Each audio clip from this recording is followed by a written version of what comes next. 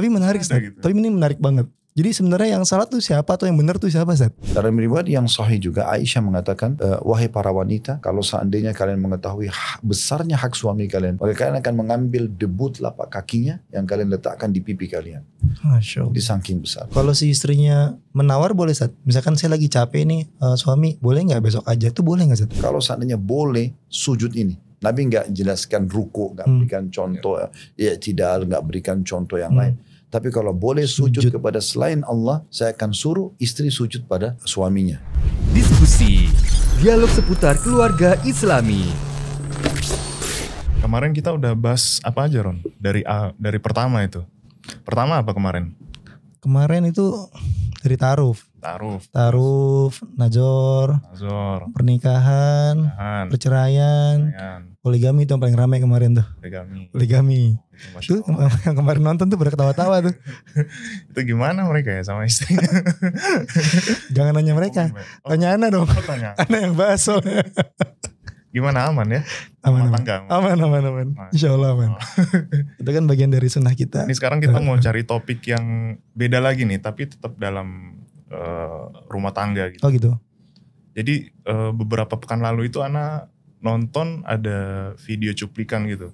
Jadi si suaminya ini pulang kerja, tuh capek banget. Istrinya di rumah main HP lagi rebahan. Terus suaminya bilang, ya intinya ngajak lah suaminya gitu, tanda kutip ngajak. Ngajak makan? Ya ngajak pokoknya lah gitu. Ngajak apa? Ya ngajak itu. Oh iya. Gitu ya. Terus? Gitu. Istrinya lagi main HP. Terus istrinya bilang, ngapain, aku kan capek ngurus rumah gitu. Aku juga ngurus anak-anak. Kamu enak tinggal minta gitu. Terus suaminya juga bilang, aku kan juga di luar kerja capek. Ya udah kalau sama-sama capek kita istirahat aja. Sama-sama tidur. Sama-sama tidur gitu. Tapi jangan gitulah istri, namanya suami kan. Tapi kan capek di rumah, Ron. Ngurus anak. Lah suami kerja di luar panas-panasan. Pulang kerja campur sama lawan jenis di jalanan. Pas pulang ketemu istri yang halal, ditolak. Nggak enak, Ram. Ya tapi gimana, di rumah kan juga capek istri. Ya harus ngerti lah istri. Nah itu gimana caranya, Ron? Ya harus bakti lah kepada suami. Harus bakti ya. Atau mungkin biar lebih tepat kita coba tanya Ustadz mungkin ya. Assalamualaikum Ustadz. Waalaikumsalam. Apa Ustadz dengerin kita konflik tadi nih? Iya. Jadi emang videonya itu anak kena juga. Oh berasa jadinya? Ya mungkin semua. Soalnya di komen juga banyak gitu loh. Di komen juga, wah ini go banget gitu. Tapi menarik Ustadz. Gitu. Tapi ini menarik banget. Jadi sebenarnya yang salah tuh siapa atau yang benar tuh siapa, Zat? Yang benar tuh harus gimana, Zat? Coba, Zat. Karena mungkin anak tambah ya, Zat ya. Si suaminya ini mungkin ada kebutuhan gitu, Zat. Sedangkan si istrinya juga di rumah mungkin capek gitu loh. Nah ini mempertemukan itu gimana? Karena bisa jadi ini jadi sumber konflik gitu di rumah tangga. Nah itu bagaimana, Zat? Alhamdulillah wassalatu wassalamu ala rasulillah. Kalau kita langsung masuk ke contoh tadi, nanti kan ada rinciannya lagi. Suami pulang capek, kemudian dia butuh untuk dilayani oleh istrinya, terutama tanda kutip dalam masalah biologis. Sementara istri lagi bermain handphone dan dia langsung karena merasa terganggu, terusik dengan harus berhenti main handphonenya, akhirnya dia mengatakan, kan saya capek gitu. Terus langsung dia menyalahkan suaminya, kalau kamu enak-enak saja gitu dari luar datang terus tiba-tiba mau dilayanin. Nah di sini secara zahir tentu yang salah wanita, ya, yang salah si istrinya. Dia harusnya memang bisa memahami kalau itu adalah kewajiban dia, yang merupakan hak suami dalam melayani suami. Kalau dia berhujjah, dia berargumentasi seperti tadi, misalnya mengatakan, ya saya capek juga misalnya. Terus kapan dia layani suaminya? Karena akan tiap hari kalau pulang akan berhujjah yang sama kan. Jadi dia harus bisa memanage waktunya. Masalah kapan dia bagi waktu buat anak-anak, kapan dia bagi waktu buat dirinya sendiri, kapan dia beribadah kepada Tuhannya, dan kapan dia memberikan hak suaminya.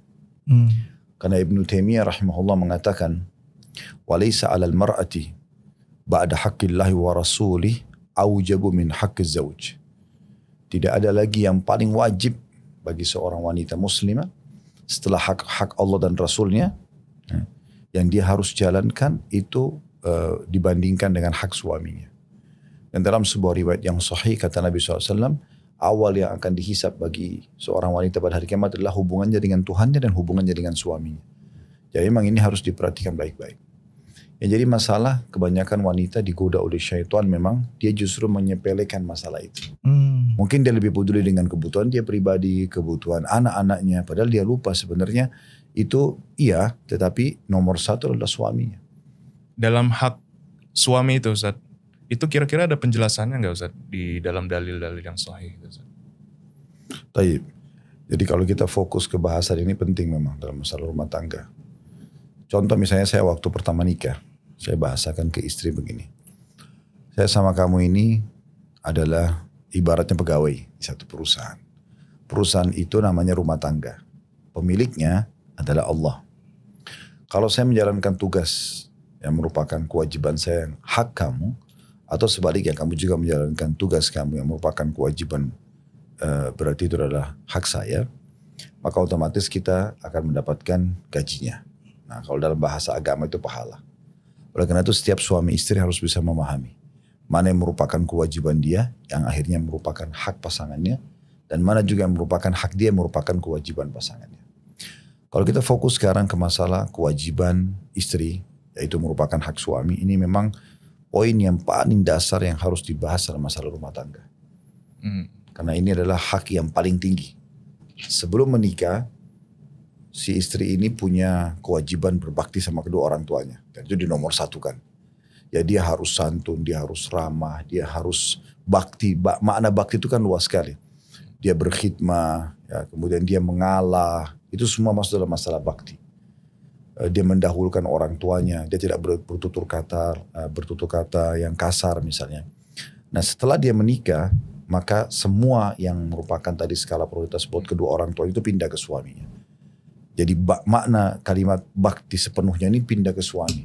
Jadi memang dia harus menjaga tutur katanya, ya, sikapnya, terus full pelayanannya, segala macam memang kepada si suaminya.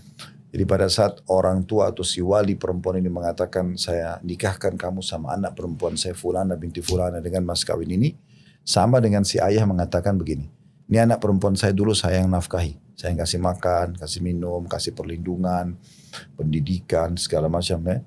Dan dia pun berbakti dengan saya. Sekarang saya akan serahkan kepada kamu. Kamu terima gak? Iya saya terima nikahnya. Oke, sekarang udah pindah nih, silakan pindah ke rumah kamu, urus semuanya ya. Nah dengan serah terima itu, berarti sang ayah tadi nomor 1 menjadi nomor 2 sekarang. Jadi nomor 2. Dalam banget maknanya ya. Akad nikah itu. Dan itu perpindahan tanggung jawab ya Ustaz ya. Dari seorang ayah ke seorang suami. Ya, dan suami di sini kenapa dia lebih besar nanti kedudukannya? Karena memang dia orang asing. Kalau ayah si wanita ini, dia pemilik sperma. Jadi wajar ya. Jadi itu seperti bagian dari tubuh dia. Jadi wajar saja kalau si anak itu harus bakti. Dan dia pun wajar memberikan perhatian ekstra. Tetapi kalau suami, orang asing. Kan tidak boleh menikah sama mahram kan. Dia orang dari luar. Orang dari luar yang tidak dikenal tiba-tiba datang melamar dia. Dan setelah akad nikah, maka tiba-tiba saja diwajibkan bagi si laki-laki ini untuk melindungi, memberikan nafkah, memberikan pakaian, makanan dan segala macam. Ya, sementara pasti ada feedbacknya kan. Nah, si perempuan ini juga harus bakti, berbuat baik, mengalah, memberikan yang terbaik untuk suaminya. Itu kan perpindahan bakti dari orang tua ke suami, Ustaz. Tapi kalau kita ukur, Ustaz, lebih mulia mana, Ustaz? Mulia bakti sama orang tua atau mulia bakti sama suami, Ustaz? Tentu suami. Tentu suami. Karena setelah akad nikah tadi saya bilang itu sudah perpindahan transisi. Jadi kalau suami mengatakan jangan keluar rumah, terus ayahnya atau ibunya mengatakan nak datang ke sini, dia nggak boleh keluar selama suaminya belum izinkan. Jadi udah nggak bisa. Dan suami ini ada ekstranya itu dia satu-satunya orang yang bisa melihat tubuh si wanita ini sekaligus menikmatinya. Sementara sang ayah itu nggak bisa. Sampai umur tamiz itu umur 7-8 tahun udah bisa membedain jenis kelamin. Itu udah nggak bisa lagi kan sang ayah untuk melihat badan tubuh anak perempuannya. Anak perempuan itu juga sudah akan risih gitu. Dia kalau sudah 7 tahun, 8 tahun dia mau dimandiin sama dia nggak mau. Gitu. Nah, tapi suami dia bisa menikmatin semuanya dan tidak ada poliandri dalam Islam. Artinya si perempuan ini hanya mengabdi kepada satu laki-laki ini. Karena kan kalau poliandri berarti 2 suami, dua-duanya tuangkan sperma lalu hamil si wanita, siapa ayahnya? Iya, nggak jelas. Ya, jadi memang kedudukannya itu luar biasa. Dalam sebuah hadis yang sahih ada seorang wanita, masih gadis dia. Di masa Nabi SAW sebelum menikah dia datang ke Nabi. Dia mengatakan, ya Rasulullah, sebelum saya nikah saya ingin tahu apa hak suami saya. Atau bagaimana kedudukan hak suami saya. Sebelum menikah, Sebelum menikah. mencari tahu itu. Ya dia mau tahu nih, sekarang kalau saya nikah nanti gimana nih saya menghadapi suami saya nanti. Jarang banget tuh perempuan kayak gitu. Ya, maka Nabi SAW bilang, ketahuilah kalau seandainya di tubuh suamimu itu luka dan bernanah, serta engkau membersihkan dengan lidahmu, jadi bukan dengan tanganmu, maka engkau masih belum bisa memberikan haknya. Allah. Jadi saking besarnya hak suami itu. Dan ini memang harus selalu disyiarkan, disampaikan agar setiap muslimah memahami masalah itu. Setiap ayah wajib, setiap saudara wajib memberikan peringatan kepada anaknya, kepada saudarinya. Setiap suami mengingatkan istrinya tentang masalah ini. Nah, karena berbahaya sekali. Kalau ayah sama ibu saja nggak boleh mengatakan dalam surah Isra, maka sama suami pun tidak boleh mengucapkan Sama, bahkan lebih besar hukumnya kepada suami daripada kedua orang tua. Lebih besar, Ustaz. Ya, makanya tadi kan Nabi SAW mengatakan tuh kalau seandainya luka bernanah di tubuh suamimu dan kau bersihkan dengan lidahmu, kau masih belum bisa memberikan haknya. Dalam riwayat yang sahih juga Aisyah mengatakan, wahai para wanita, kalau seandainya kalian mengetahui besarnya hak suami kalian, maka kalian akan mengambil debu telapak kakinya yang kalian letakkan di pipi kalian. Masya Allah. Di saking besarnya. Berarti harus sering diingatkan tuh istri-istri kita. Penting tuh. Tapi gini, Ustaz, Ana pribadi pengen mengingatkan istri Ana nih, atau istri-istri kita lah ya. Jangan istri Ana doang nih. Iya. Masalah bakti terhadap suami. Kan kita belum paham nih cara menyampaikan yang baik seperti apa. Kadang cuman kayak nge-share ceramah ustaz-ustaz masalah hak suami nih, nge-share. Dia balik nge-share lagi masalah hak istri. Akhirnya saling sindir tuh masalah itu tuh. Padahal ustadznya antum-antum. Akhirnya saling sindir. Cara yang paling baik gimana Ustaz untuk mengingatkan para istri itu paling baik? Memang harus ada momen dalam rumah kita itu di mana kita berbicara khusus masalah agama. Duduk bareng empat mata gitu. Ya, dan kita memang membicarakan masalah itu. Jadi itu kan pondasi dasar ya, masalah hak dan kewajiban kan pondasi dasar. Seperti kita kalau lagi baru melamar di perusahaan, kan kita nanya tuh pada HRD kan misalnya, apa nih tugas saya? Oke, nanti akan apa yang saya dapatkan kalau saya jalankan tugas itu? Apa ancamannya kalau saya tidak melakukan? Kan itu. Sehingga kita jalan di perusahaan itu kan nyaman karena kita tahu tugas kita mana, kita dapat apa, ancamannya apa. Nah seperti itu. Jadi nggak bisa rumah tangga itu berjalan begitu saja tanpa menyadari tentang hak dan kewajiban. Itu pondasi dasar harus bisa dibicarakan. Komunikasi kuncinya, Ustaz. Ya, dan komunikasi ini memang dipilih waktu khusus. Ini ayo kita bicara yuk tentang masalah hak dan kewajiban supaya aku ini tidak keluar dari koridor, kamu juga tidak keluar dari koridor. Nah, gitu. Dan di luar daripada kewajiban ini, berarti hukumnya sudah sunnah. Nah, kalau pasangan mau melakukan, silahkan. Kalau enggak, berarti bukan kewajiban dia. Nah, kita fokus ke masalah kewajiban ini supaya dia pun nyaman, dia fokus kepada kewajibannya yang merupakan hak kita sebagai suami, dan juga kita juga fokus kepada kewajiban kita yang merupakan hak dia. Di luar daripada itu, tambahan berarti sudah ekstra. Bisa dilakukan, bisa tidak. Kalau masalah tadi menarik Ustaz, masalah pelayanan gitu Ustaz. Pelayanan ini berarti karena mungkin suami ini ada kewajiban untuk menafkahi istri Ustaz ya. Jadi mungkin hak kita itu menerima pelayanan gitu. Kalau pelayanan ini definisinya seperti apa Ustaz? Apakah keseluruhan gitu? Mulai dari mungkin anak, terus masak atau segala macam? Semuanya Ustaz? Keseluruhannya. Tapi dari 100% kalau persentase kita presentasikan pelayanan itu 100% misalnya, 50%-nya biologis. Setengahnya? Ya, 50% biologis. Selebihnya 50% lagi itu yang lainnya, makanan, penataan rumah, anak-anak. Jadi kalau 50%-nya itu baik, yang sisanya itu tertopang biasanya. Tapi kalau yang 50% ini rusak, masalah biologis itu rusak, maka akan mengganggu 50% yang tersisa. Makanya dalam Islam itu sangat ditekankan masalah itu kan. Kata Nabi SAW, istri manapun yang dipanggil oleh suaminya berhubungan kemudian dia tidak datang kecuali dilaknat oleh malaikat. Istri manapun yang sedang berada di corong asap rumahnya dipanggil oleh suaminya, dia wajib datang. Dalam riwayat itu riwayat-riwayat yang sahih semuanya. Sampai ada pernah wanita datang kepada Aisyah mengatakan, wahai Ummul Mukminin, bagaimana tanggapan Anda di saat kami diminta untuk melayani suami padahal kami lagi kesal, lagi memang gak mood. Apakah itu wajib buat kami melayani biologisnya, melayani apa yang dia butuhkan? Kata Aisyah, iya. Walaupun seseorang di antara kalian sudah naik di atas tunggangannya, di untanya. Kalau zaman itu unta kan, sekarang mobil udah mau pergi, suaminya panggil tetap dia harus datang. Dia tinggalkan semua aktivitas yang lain demi untuk suaminya. Kalau si istrinya menawar boleh Ustaz? Misalkan saya lagi capek nih, suami boleh nggak besok aja? Itu boleh nggak Ustaz? Ini lama-lama lebih niat ya. Kalau memang betul-betul dia dalam kondisi sakit, memang dia letih sekali, itu lain. Karena itu dia sendiri yang tahu. Ya. Dan itu biasanya sesekali terjadi.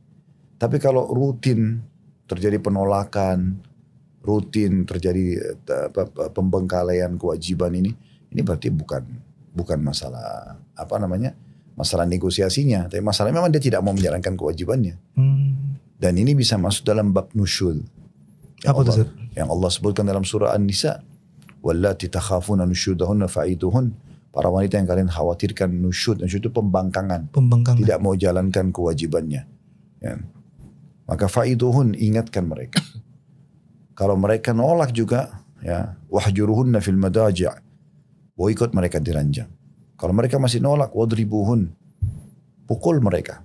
Tapi ulama tafsir mengatakan pukulan darbatun ghairu mubarrah, pukulan yang tidak berbekas.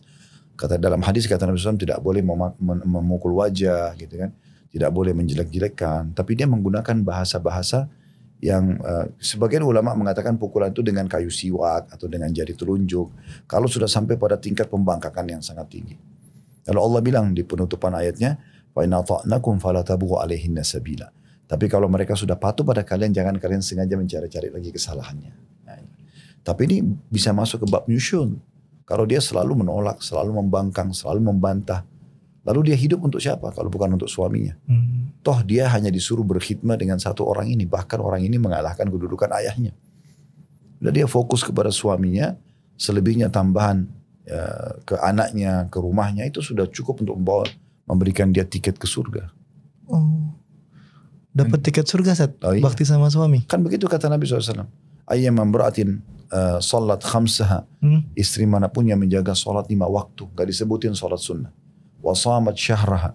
Lalu kemudian dia puasa Ramadannya. Tidak disebutkan puasa sunnah. Puasa yang wajib saja. Wa ata'at zawjah dan ba'laha. Dan mentaati suaminya.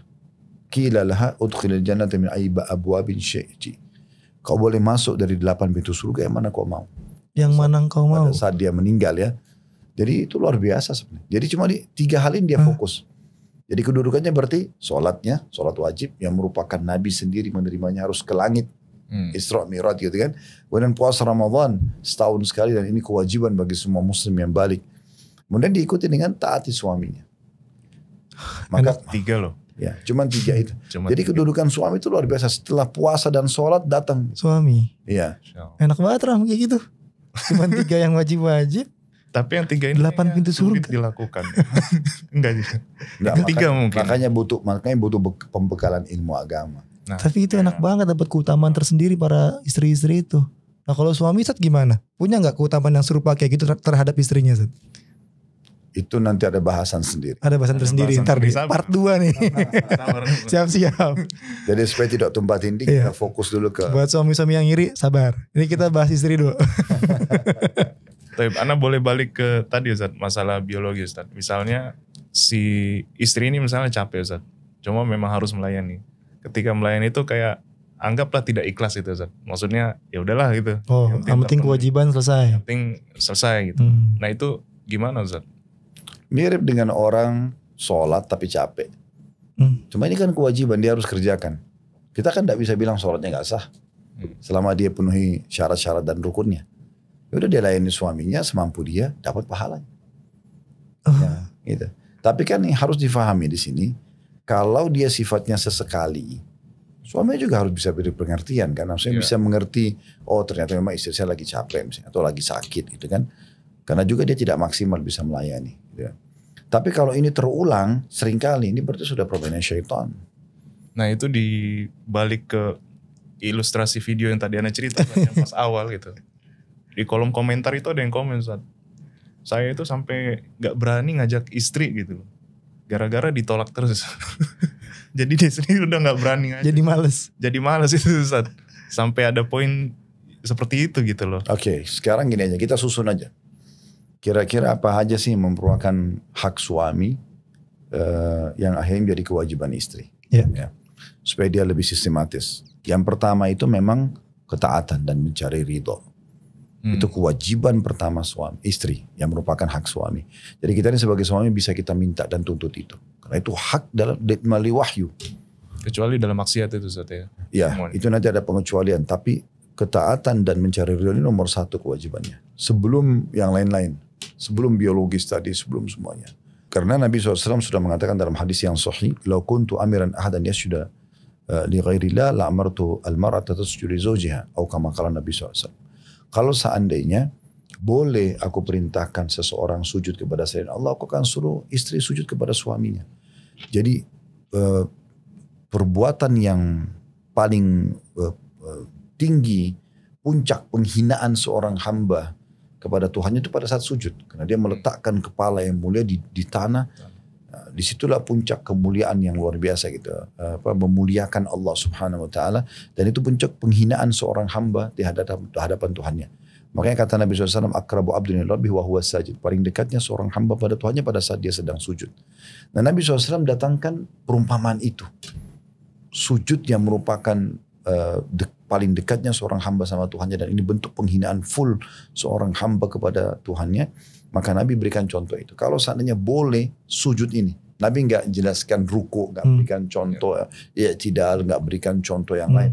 Tapi kalau boleh sujud kepada selain Allah, saya akan suruh istri sujud pada suaminya. Nabi tidak sebutkan ini, tidak pernah disebutkan bahasa yang mirip ini. Misalnya saya akan suruh anak sujud pada orang tuanya, nggak pernah ada. Belum pernah ada bahasa, belum ada satu riwayat pun dalam masa. Tapi disuruh istri sujud pada suaminya ini ada. Dan ini kan memaknakan kalau bukan karena larangan Allah, maka saya akan suruh sujud. Dalam sebuah riwayat yang lain pernah Mu'adz bin Jabal radhiyallahu anhu pulang dari Yaman setelah bertugas dakwah. Beliau tiba di Madinah langsung sujud di bawah kaki Nabi SAW. Beliau sujud di bawah kaki. Nabi suruh berdiri hai Mu'adz. Kenapa kau lakukan ini? Dia bilang, ya Rasulullah, di Yaman, di negeri yang saya berdakwah, orang-orang di sana kalau muliakan kepala sukunya, orang yang dituakan, pasti mereka sujud. Dan saya menganggap Anda adalah orang yang paling pantas saya sujudi. Maka keluarlah sabda Nabi SAW ini, tidak boleh hai Mu'adz. Kalau seandainya boleh sujud kepada selain Allah, aku akan suruh istri sujud pada suaminya. Jadi maknanya dalam sekali. Dalam banget. Dan kata Nabi SAW dalam hadis yang lain, langsung saya terjemahkan ke bahasa Indonesia. Kata Nabi SAW, tidak ada seorang istri yang menyakiti atau membuat suaminya murka, marah, sakit hati misalnya. Kecuali yang di langit Allah langsung terlibat murka pada wanita tersebut sampai dia buat suaminya ridho. Jadi memang hubungan masalah keridoan suami membuat dia tersenyum, membuat dia terhibur, terpenuhi. Ini luar biasa ini. Ini langsung menjalin hubungan baik sama Tuhan Allah Subhanahu wa taala. Dan kalau dia rusak hubungan itu, maka dia rusak hubungannya sama Allah. Bisa dibilang ridho suami juga sama dengan ridho Allah nggak, Ustaz? Enggak. Dia datang setelah ridho Allah. Datang setelah ridho Allah. Ya. Oke.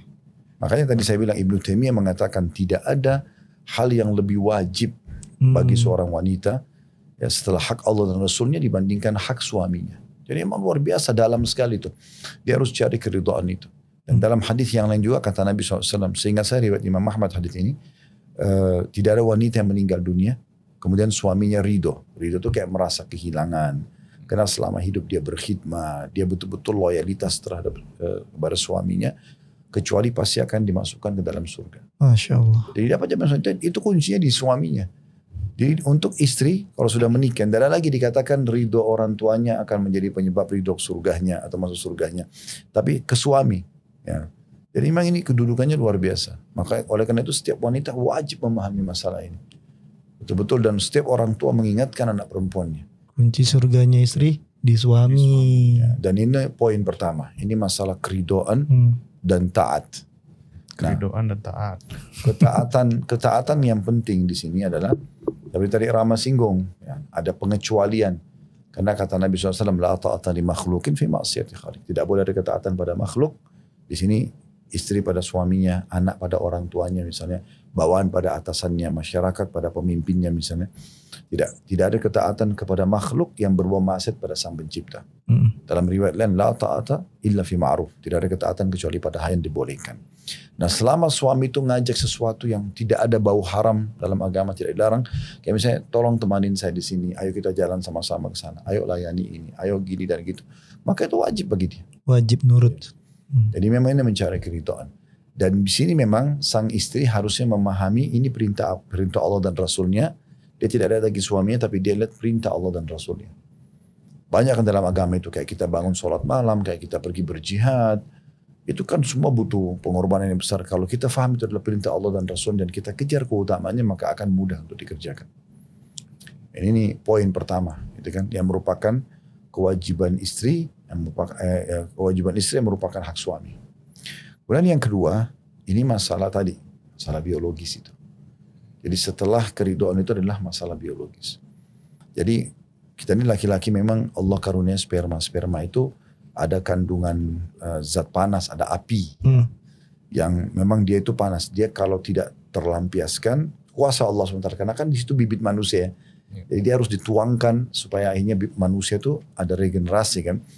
Nah, sekarang kalau supaya itu mau dituangkan, Allah berikan kita syahwat, Allah berikan kita rasa suka dan segala macam. Sehingga mau dituangkan. Kalau tidak kan mungkin kita tidak akan mau berpikir itu. Nah, kalau dia tidak dituangkan justru biasanya lebih banyak mendatangkan emosi. Nah, dalam rumah tangga itu banyak perempuan yang tidak paham. Suaminya emosional justru karena biologisnya terbengkalai.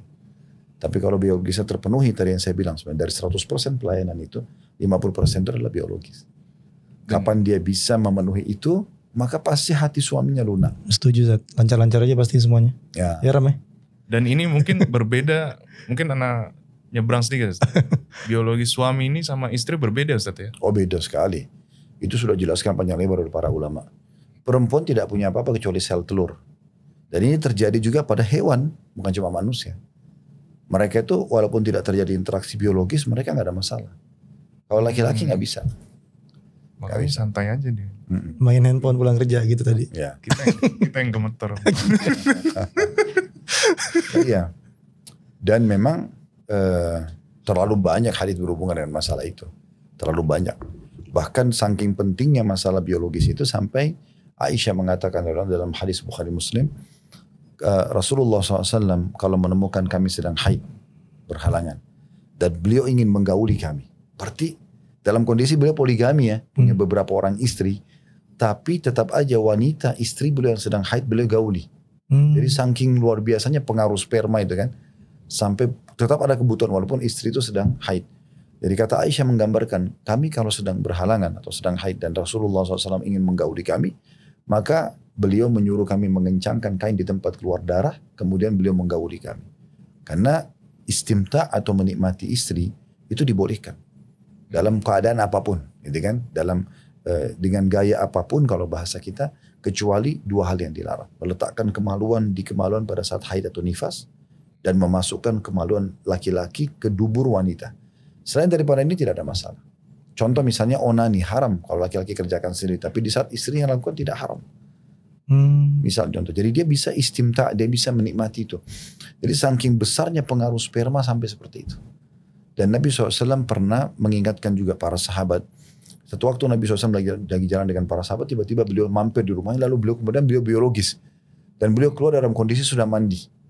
Dan para sahabat faham kalau Nabi SAW baru saja melakukan hubungan biologis. Dan beliau mengatakan, ketahuilah bila seseorang di antara kalian merasa terganggu dengan wanita di luar rumahnya, yang bukan halal buat dia, kembalilah ke istrinya karena istrinya memiliki apa yang dimilikinya. Ini yang bahaya nih, pulang kerja ketemu lawan jenis, satu kereta gitu kan, pulang istri nolak, itu yang bahaya Ustaz. Nah itu poin berbahaya sekali. Makanya sang istri itu dia harus betul-betul pintar memanage waktu. Jadi kalau suami sudah mau pulang, dia udah anak ini sudah aman. Nah ini masalah handphone ini memang tidak boleh disentuh lagi. Memang dia ini kesibukan dengan medsos, dengan handphone ini membuat dia melupakan kewajiban dia. Jadi anak-anak itu sudah selesai makannya, sudah mandi. Kalau perlu suami mungkin pulang sudah diistirahatkan gitu kan. Jadi memang dia punya waktu dengan suaminya. Nah itu harus dilakukan memang. Kalau kita bahasakan kalau saya pulang handphone taruh ya, boleh saat kayak gitu? Boleh, tetapi nanti kita bahas. Jadi dalam membahasakan kepada wanita juga ini beda. Kalau anak sama antum nih, laki-laki sama laki-laki, Bron, anak gak suka antum pegang handphone kalau dia ngomong. Antum langsung bisa ngerti. Belak-belakan gitu ya. Karena kita laki-laki sama laki-laki dan kita ini dominan akal. Akal itu masalah solusi. Kalau kita dapat teguran atau kita dapat sapaan dan kita ada sesuatu yang kita lihat butuh perhatian, pikiran kita langsung ke solusinya. Kalau perempuan tidak, mereka dominan perasaan. Jadi mungkin dengan merayu dia, sehingga dia meninggalkan handphonenya itu. Misal masa kamu lebih pilih handphone dari aku sih? Dipilih kata-katanya. Atau bahasa-bahasa apa. Nah itu mungkin menghadapi istri dengan menghadapi anak ini hampir sama. Beda tipis gitu. Nah, Imron jago itu Ustaz. Jadi memilih kata-kata yang tepat. Gitu. Jago Imron. Gimana Ron? Oke, dalam masalah hak biologis ini, supaya kita laki-laki juga terpenuhi, maka kita perlu memahami kejiwaan wanita. Mereka itu ada masa-masa di mana seperti menjelang haid misalnya. Iya benar Ustaz. Kadang-kadang beda suasananya. Emosinya, ya, kejiwaannya dia memang tidak bisa kontrol kadang-kadang. Atau mungkin dalam kondisi dia punya permasalahan. Kita ini laki-laki memang Allah ciptakan sudah biasalah. Nagih utang, punya masalah. Panas-panasan dulu. Ya, jadi kita ini kayak orang yang memang orang luar rumah. Orang yang siap menghadapi permasalahan lah. Jihad, gitu, cari nafkah, ngantar jenazah. Nah kalau perempuan memang enggak. Jadi mereka tuh kalau ada masalah mungkin lebih sensitif dalam masalah-masalah seperti ini. Nah, bagaimana kita pintar-pintar di sini untuk bisa merayu dia lah, gitu kan? Makanya kata Nabi SAW, mulailah biologis kalian dengan utusan-utusan. Kata para sahabat, ya Rasulullah, apa itu utusan-utusan? Nabi menggunakan bahasa Rasul. Iya, utusan. Ya, lalu kata Nabi SAW, ciuman.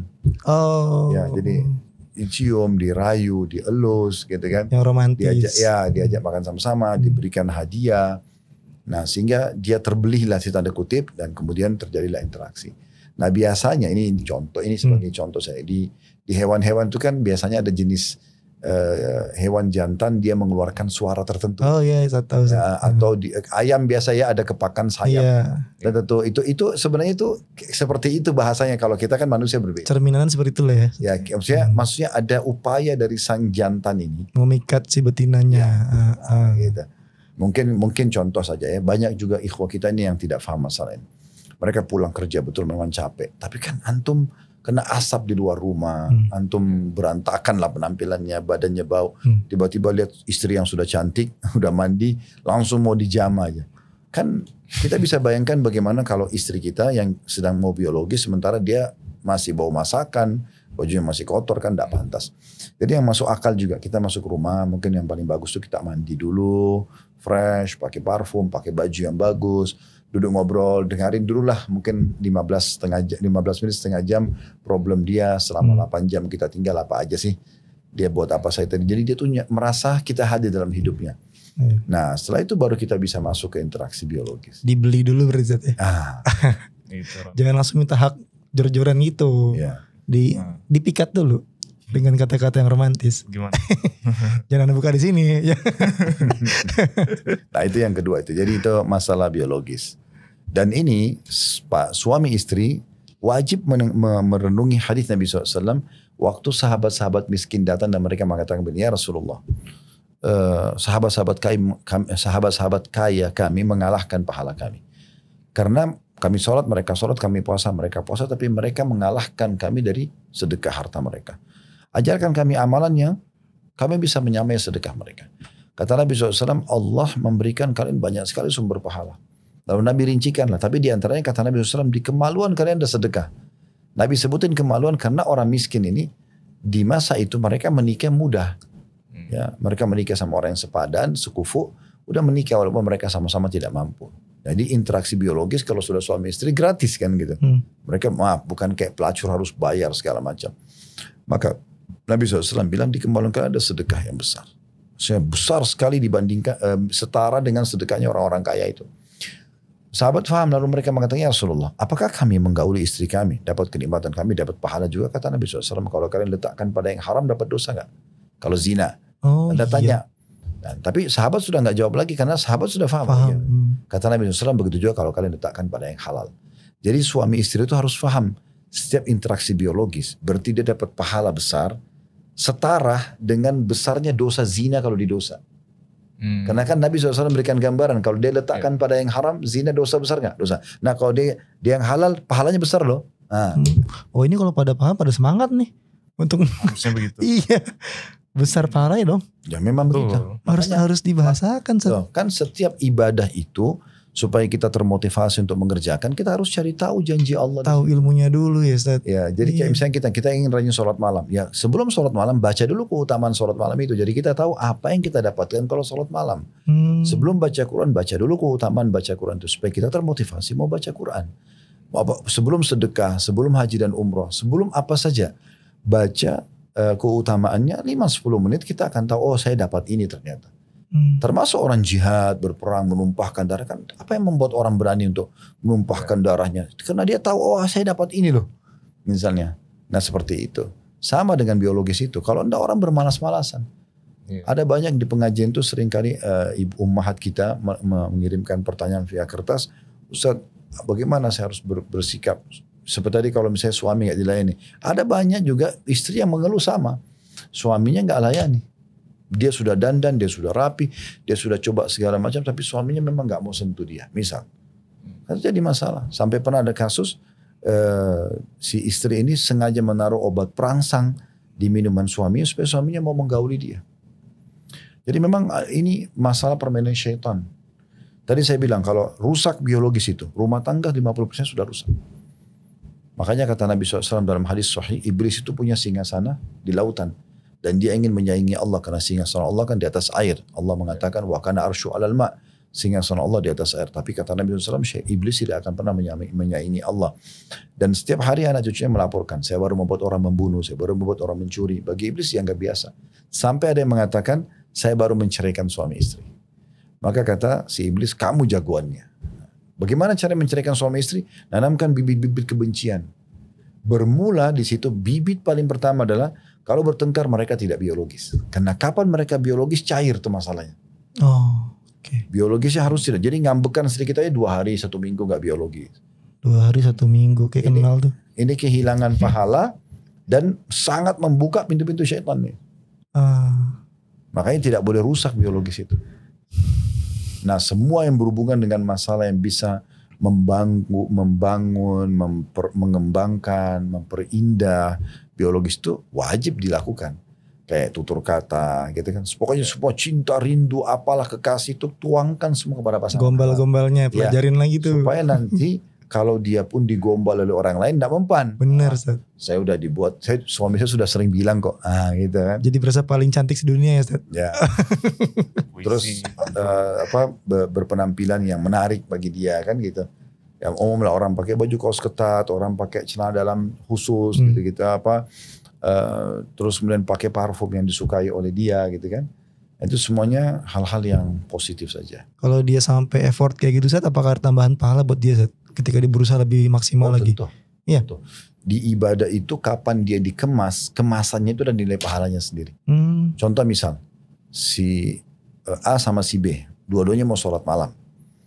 Yang satu si A ini pada saat dia bangun sholat malam, dia terkaget, yaudah dia sholat aja dengan baju yang dia pakai, kaos misalnya, sarung misalnya, yaudah dia sholat aja, dapat pahala, tapi hanya sekedar pahala sholatnya saja. Kalau si B, kita kasih contoh si B ini enggak, dia sebelum tidur, dia udah siapin pakaian khusus yang dia mau pakai, dia udah bubuhi parfum, dia udah siapkan kopi khusus, dia sudah siapkan bacaan ayat Al-Quran yang dia mau baca, berapa ayat misalnya, berapa rakaat dia mau sholat, jam berapa dia bangun, ada kemasannya. Kemasannya ada nilai pahala sendiri. Orang kalau si A misalnya mau sedekah, dia ya tidak lihat dari awal, tapi begitu di jalan lihat orang miskin, kesian dikeluarin dari kantongnya uang Rp5.000 misalnya. Beda pahalanya dengan si B yang mengemas. Memang dia sudah sendirikan di kantong sebelah kiri misalnya atau sebelah kanan, 100.000 untuk saya kasih orang miskin. Memang dia sudah niat dari awal. Uangnya itu pun baru, masih gres gitu kan, belum pernah disentuh orang, mungkin uang-uang baru dari bank. Nanti dia kasih khusus orang miskin. Jadi dia sudah mengemas itu. Walaupun nilainya sama, pahalanya beda, Zat. Nah, karena ada kemasannya. Ada effort sedikit gitu. Iya. Ya. Jadi butuh kemasan. Nah, di sini juga bisa kita bumbuhi dengan hadis Nabi SAW, tahadu tahabu, saling memberikan hadiah kalian akan saling mencintai. Gitu ya. Jadi sering aja pulang bawa sesuatu, makanan atau apalah. Saya pernah pulang ke rumah, itu hanya karena waktu itu saya buru-buru pulang dari pengajian, saya hanya bisa bawa 2 permen. Mampir ke satu kios, beli permen yang ada makanan anak, mainan anak, permen anak-anak yang ada payungnya, lollipop gitu kan. Saya cuma beli 2. Terus saya bilang, saya bawain sesuatu nih buat kamu. Saya sudah nunggu apa nih, saya keluarin, ini cuma ini yang saya mampu beli. Tapi karena saya kasih dengan tulus, dia dengan senyum menerimanya dan kami berdua makan itu. Dia pegang satu sambil kita ngobrol. Masya Allah. Tuh suami-suami tuh murah ya. Cuma 2 permen doang tuh. Masya Allah. Jangan malas-malasan buat ngerayu istri makanya. Cuma 2 permen. Harus bisa lebih. Harus bisa lebih. Jangan permen doang. Ya mungkin bisa yang lain. Mungkin misalnya beli kue. Saya pernah di pengajian di Tablik Akbar di salah satu kota gitu. Kok ada unik benar. Saya pernah pertama kali lihat gitu ya. Pas menuju ke penginapan di kota itu. Di pinggir jalan ada satu mobil khusus jual bunga mawar yang ditata rapi. Tapi warnanya tuh unik-unik. Ungu, biru, dongker gitu-gitu kan. Yang saya sendiri jarang lihat gitu. Tapi sudah ditata rapi dan penatanya juga unik. Saya tidak pernah lihat di Jakarta. Akhirnya saya bilang sama teman-teman itu, berhenti sebentar. Kenapa Ustaz? Saya mau beli bunga itu. Mereka tunggu. Saya beli habis itu bawa ke mobil. Ustaz untuk siapa? Untuk istri saya. Masya Allah. Loh Ustaz belikan istri? Ya mereka semua berapa 7-8 orang di mobil itu. Semuanya kayak kaget. Kok beli itu ya buat istri? Loh antum gak pernah beli buat istri antum? Enggak Ustaz. Loh harusnya beli sesuatu. Yang bisa membuat dia terbeli hatinya gitu kan. Merasa ada perhatian khusus dari suami. Masya Allah. Antum udah mencontohkan nih Sat ya. Udah ngajarin kita semua nih. Mungkin pada gak tahu nih kalau antum seromantis itu Sat. banyak orang belum pada tahu nih. Masya Allah ya. Udah kalau fix that. Masya Allah. Jadi itu memang berhubungan dengan masalah biologis tadi. Jadi yang pertama itu adalah ketaatan, taat dan keridhaan. Yang kedua masalah biologis. Nah yang ketiga ini berhubungan dengan masalah izin. Nah, ini hak suami nih, kewajiban istri. Jadi setiap istri kalau mau keluar atau mau aktivitas apapun itu izin sama suaminya. Terutama kalau keluar rumah atau memasukkan orang dalam rumah. Nah begitu dalam hadis disebutkan. Jadi kata Nabi SAW, makna hadisnya kalau seorang wanita keluar dari rumah tanpa izin suaminya, maka dilaknat sampai dia kembali. Kalau dalam riwayat lain, dan termasuk hak kalian dari istri kalian adalah, mereka tidak boleh memasukkan siapapun ke dalam rumah kalian yang kalian tidak sukai. Nah berarti memang minta izin keluar dan juga memasukkan orang ke dalam rumah. Bahkan termasuk penyempurnaan adab dalam masalah hak yang ketiga ini, yaitu si istri tidak mengelola harta, atau apapun keputusan dia kecuali dia libatkan suaminya. Bagaimana pendapat kamu begini? Kalau saya begini seperti apa? Gitu ya. Betul dia melibatkan suaminya. Itu dalam kata Nabi SAW ya. Waktu ditanya, Ayyun nisa'i khair. Wanita mana yang paling baik ya Rasulullah? Kata Nabi SAW, Idza ra'aitha tasurruk. Kalau kau lihat kepadanya kau akan senang. Wa idza amartaha tuti'uk. Kalau engkau perintahkan dia patuh. Wala tukhalif. Fi maliha wa nafsiha, dan dia tidak pernah bertolak belakang dengan keputusanmu sebagai suami di dirinya atau di hartanya. Nah itu wanita termasuk yang terbaik. Si istri wajib izin walaupun harus ke rumah orang tuanya, wajib izin sih? Wajib izin. Nah makanya saya juga sering sampaikan supaya para suami itu memudahkan supaya jangan bermasalah di sini. Bilang aja setiap kali kalau mau izin, kalau mau keluar izin ya. Walaupun saya belum balas, yang penting sudah ketik WA misalnya. Sudah informasi. Saya izin ya kesini ya misalnya ya. Mungkin kita lagi kebetulan sibuk kerja, lagi di jalan tidak sempat. Sementara dia urgent harus misalnya ketemu orang tuanya. Ya kan? Atau harus bawa anaknya ke rumah sakit. Maka ini semua yang penting dia sudah menyampaikan. Tapi tidak boleh keluar tanpa izin. Tidak boleh keluar tanpa izin. Kemudian yang keempat itu juga tidak boleh melakukan ibadah sunnah. Terutama di sini puasa sunnah. Ya, sementara suaminya ada kecuali dengan izinnya. Jadi kayak misalnya hari Senin, si istri ini biasa puasa Senin, tapi karena suaminya lagi cuti di rumah hari Senin, dia harus izin dulu tuh. Saya misalnya hari Ahad nih, saya besok hari Senin mau puasa. kan kebetulan kamu cuti. Kira-kira bisa nggak saya puasa? Nah, kalau dia bilang tidak ya enggak. Atau kalaupun dia puasa misalnya diizinkan dan tiba-tiba suami minta dilayanin biologisnya, makan sama-sama, dia harus batalin. Karena kan kalau ketemu antara hak Allah yang wajib dengan hak makhluk yang wajib, kita dahulukan hak Allah. Kayak contoh misalnya kita lagi sholat fardu, kemudian anak lagi sholat fardu atau istri sholat fardu. Si anak dipanggil oleh orang tuanya. Ada hak wajib kan menjawab hak wajibnya makhluk ya. Saya ibu panggil nak atau ayah panggil nak. Tapi si anak lagi sholat wajib. Gak boleh dia batalin sholat wajibnya. Karena ini hak Allah wajib Allah. Ketemu dengan hak wajibnya makhluk. Tapi kalau ketemu antara hak sunnahnya Allah dengan hak wajib makhluk. Misalnya contoh sholat tadi. Si fulan ini lagi sholat sunnah. Lagi sholat sunnah. Dipanggil oleh ibu atau ayah. Dia wajib batalkan. Nah, begitu juga dengan suami. Suami lagi panggil istrinya. Di sini hak wajibnya makhluk untuk dijawab. Tapi dia lagi sholat sunnah, dia batalin. Nah, begitu juga dengan kalau dia lagi puasa sunnah. Misalnya kalau suami yang minta dilain segala macam ya dia harus batalkan.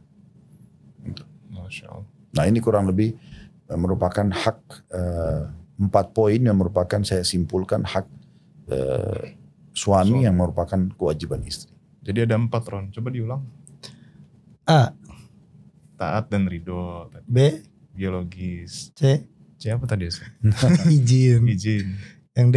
Yang keempat tadi masalah apa tadi? Ibadah sunnah. Ibadah sunnah. Puasa sunnah harus. Jadi hak sunnahnya Allah itu kalau ketemu hak wajibnya manusia. Kalah sama wajibnya manusia. Nah, begitu, Ron.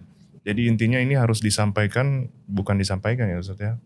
Suami dan istri juga harus tahu ya Ustaz ya. Ini dibahasakan. Tadi yang Ustaz bilang 4 mata ngomong pelan-pelan gitu. Dan maksudnya ini mumpung ya kalau ada bujang-bujang yang nonton gitu loh sebelum menikah. Nah ini ilmunya nih. Cari tahu nih ilmunya gitu dulu. Bukan bujang sih. Oh, ini ahwat-ahwat kita. Ya, kan untuk betul. Hak suaminya. Cuma kan suami juga harus tahu juga gitu loh. Boleh. Maksudnya biar bisa disampaikan pasangannya. Nanti kita khususkan aja satu sesi khusus kita balik. Nah setelah ini langsung kita balik. Iya. Ana yakin nih. Apa? Episode ini banyak yang komen ibu-ibu. Kok ini gitu. Nah, ternanya kapan yang haknya istri kapan? Sabar Bu, sabar. Kita lagi produksi nih Bu. Doain lancar semuanya Bu. Apa nggak usah cukupin aja ya? Gimana? Jangan nanti panjang. Nah, itu nanti egois. Oh, egois. Oke. Banding, Masya Allah. Masya Allah, jazakallah khair Ustaz untuk ilmunya dari awal tadi. Masya Allah, daging semua tuh. Sampai dengan poin keempat. Dan itu bukan hanya untuk istri tapi buat kita para suami juga. Harus paham juga. Harus paham. Supaya bisa menyampaikan. Dan bukan buat istri juga. Bahkan buat anak perempuan ya. Anak di rumah ada 2 anak perempuan, Imron juga. Gitu. Insya Allah itu harus disampaikan benar-benar. Karena kalau nanti mereka menikah pun itu harus dilakukan gitu loh. Ya.